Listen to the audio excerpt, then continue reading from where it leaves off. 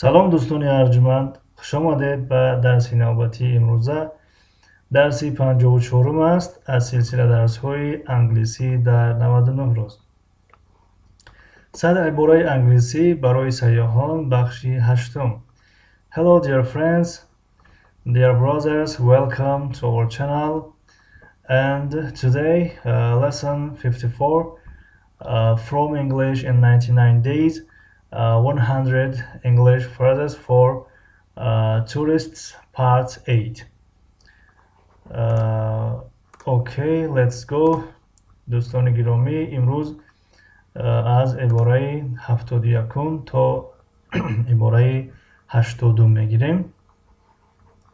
خب یکی از عباره های سر استعمال ترین این here you are می باشد.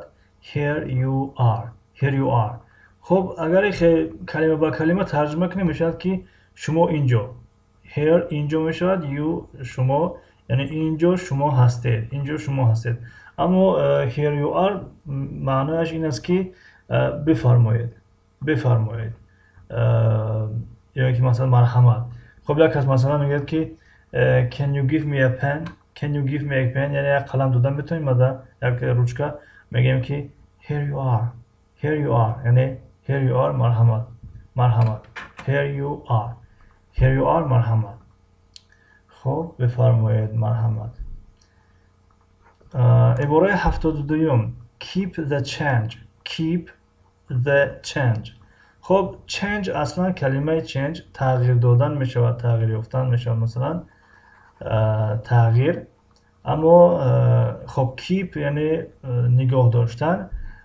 keep the change می شود که همون بقیه لازم نیست، یعنی همون چیزی که تغییر یافته. مثلا 100 سوم میتیم، یک رستوران میداریم 100 سوم میگیم که پیشنهاد میکنیم که میتیم باید که 20 سوم ما را ازده چی بتیم، یعنی که خوراکایی که ما خوردیم 80 سوم میشود، 20 سوم باید که ازده چی بتید. همون ازده چی یعنی همون بقیه علاقه همون 100 سوم تغییر که با همون خاطر در اینجا change آورد. keep the change یعنی بقیه لازم نیست. خب در تاجیکی میگیم بقیه لازم نیست، اما از روی معنای اینجا میگیم که بقیه رو بمون، بمون یعنی بمون یعنی در پیش خودت مون، در ای خودت مقصده، بقیه ای خودت بگیم. keep the change بقیه لازم نیست، بقیه لازم نیست. خب عباره 73 could I have the bill, could I have the bill، could I have the bill. میتونم حساب را داشته باشم. حساب همون صورت حساب در نظر داریم، صورت حساب. یا که مثلا در تاجیکی میگیم چند سوم شد که یک حسابش که، چند سوم شد که یک حسابش که، یعنی وقتی که در همون طرف خانه وقتی که میشینیم همون رستوران خوراک میخوریم، بعدا از پیش خدمت طلب میکنیم که یک حسابش که چند سوم شد. همین در زبان انگلیسی میشد could I have the bill. bill گفته همون چک در نظر دارد، همون صورت حساب و همون حسابی که شما بگیم که خوردیم. هر یک کدامش نوشتگی است، کدامش چند سوم چخیل، در نتیجه بگیم که مبلغ عمومیش نوشتگی است. انا همون را بیل میگویم، بیل. خب میتوانم صورت حساب رو داشته باشم، میتوانم صورت حساب رو داشته باشم. خب در این جای بیل میتوانیم دیگه کلمه نیز استفاده کنیم. مثلا could I have the mobile، could I have the mobile، میتونم یک موبایل داشته باشم، یا یک موبایل داشته باشم، اما یک موبایل بتین، یک سل فون بتین، یک تلفن ماده بتین.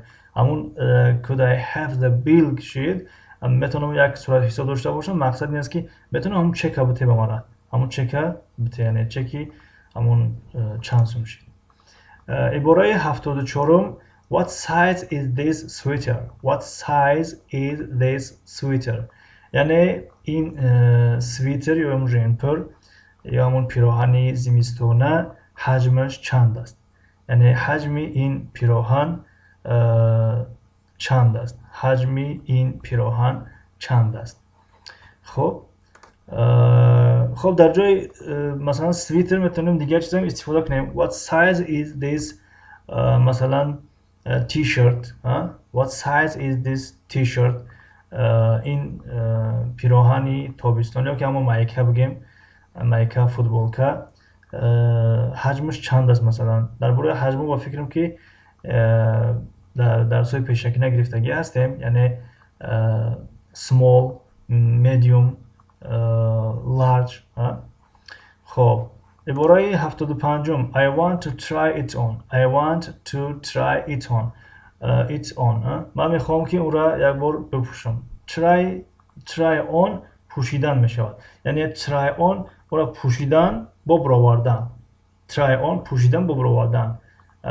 فکر میکنم که یک بار دیگه هم کلمه گذشتگی هسته، یعنی که وقتی ما از مغازه یک لباس میخریم جای مخصوص است برای بگیم که چین کردن، پوشیدن، میریم میپوشیم. یک کرته است، کورکه است، میگیم بله چینم هست میگیریمش. انا همون را try on میگن. I want to try it on. I want to try it on. عباره 76م I need a pencil. I need a pencil. یعنی من به یک قلم نیاز دارم، احتیاج دارم. یعنی وقتی که مثلا مهمان خانه میداره میگه که لطفا اینجا نویسین مثلا سراغتون از کجا اومدین، چند روز میستین، چه خیلی اتاق برای شما در کاره، میگم که I need a pencil please. I need a pencil. یعنی من یک قلم احتیاج دارم. یا که I need a pen. I need a pen. من یک روشکه احتیاج دارم. یا مثلا در بین گپ زنی مثلا گاهی شاید که لازم شد که بگیم I need a car. من یک ماشین احتیاج دارم. با من یک ماشین در کار. مثلا I need a cell phone. با من یک تلفن در کار. مثلا همین در کار یا که لازم انا همون I need می شود. خب I would like to drink a cup of coffee. I would like to drink a cup of coffee. من میخوام که یک استکان کافه بنوشم، یعنی یک استکان کافه میخواهم نوشیدن. خب در این جای کافه میتونیم چای بیاریم. مثلا I would like to drink a cup of tea. من میخوام یک استکان چای بنوشم. I would like to drink a cup of water. من میخوام یک استکان آب بنوشم. I would like to drink a cup of juice مثلا، یعنی شربت، همون ساک بگیم شربت میخوام بنوشم. خب عباره 78م I don't eat meat. I don't eat meat. I don't eat meat. من گوشت نمیخورم. یعنی بعضی آدم ها هستن که گوشت نمیخورن. وقتی که بخوایم که بگیم که من گوشت نمیخورم، در طعام شما مثلا در رستوران گوشت ندازن، مثلا میگیم I don't eat meat. I don't eat meat. من گوشت نمیخورم. یا مثلا I don't eat مثلا potatoes. من کارتوشکا نمیخورم. I don't eat مثلا bananas. من بانان نمیخورم. یا که مثلا I don't drink a coffee. I don't drink coffee. من قهوه نمی. خب عباره 79 I agree. I agree. من راضی هستم، من موافق هستم. اگر بگم که من راضی نیستم چی؟ I don't agree. من موافق نیستم، من راضی نیستم.